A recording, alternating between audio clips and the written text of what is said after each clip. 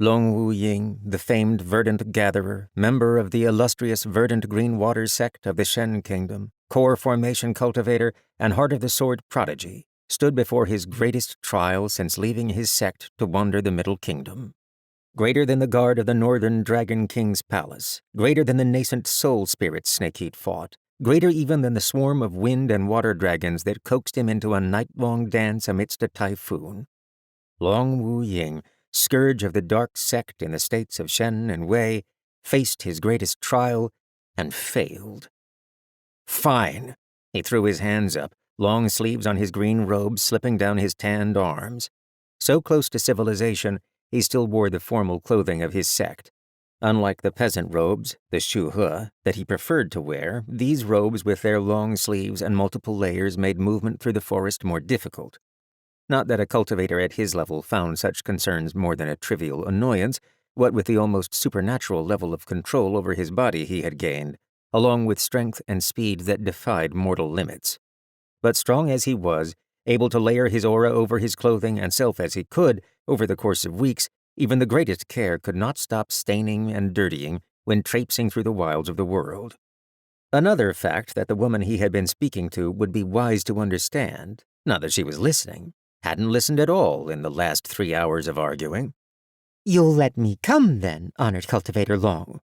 With an impish glint of humor in her eyes, young Mu put her hands together and asked, ever so politely, even if she had won his concession through argument and sheer stubbornness. "I won't be responsible for your life, though, and I will be journeying through the wilds, Cultivator Yang," Wu Ying said. Her eyes glinted with repressed mirth, and perhaps even anger, as she answered, just before she sketched a bow. "I would not think of putting such an illustrious elder out of his important work." "I'm not much older than you," Wu Ying said grumpily. Elder. Huh. He might be in his mid-30s now, but he still felt like a 20-year-old, maybe even younger. One of the side effects of cultivation was that it extended the physicality, and sometimes he felt the temperament, of youth. "Of course not, honored Long." Even if her tone and words were polite, Wu Ying doubted that was the true intention of her words. "Shall we continue our journey, then?" Our journey? Again, that demure smile that had thoroughly no give. If the wind had not told him of her presence, he was sure she would have trailed him for days longer.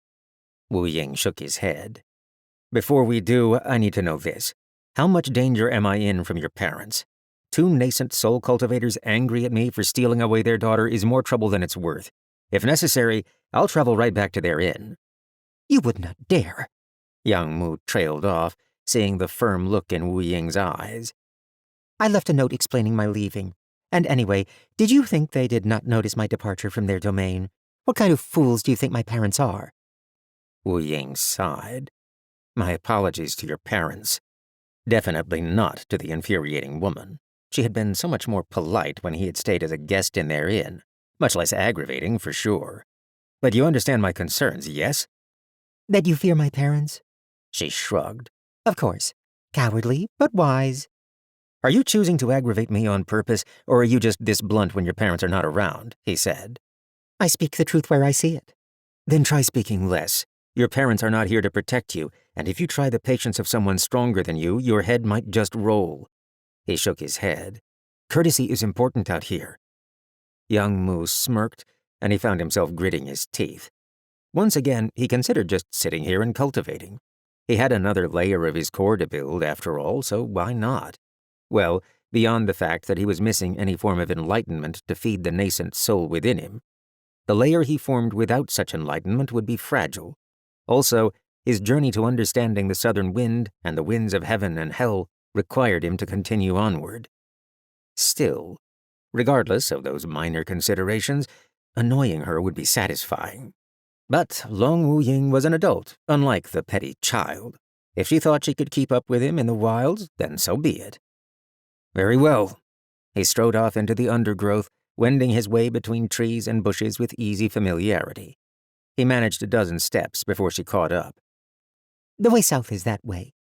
A finger raised, pointing about 30 degrees farther east than his current trajectory. "I know," Wu Ying replied, gritting his teeth. He did not stop moving or change direction, though.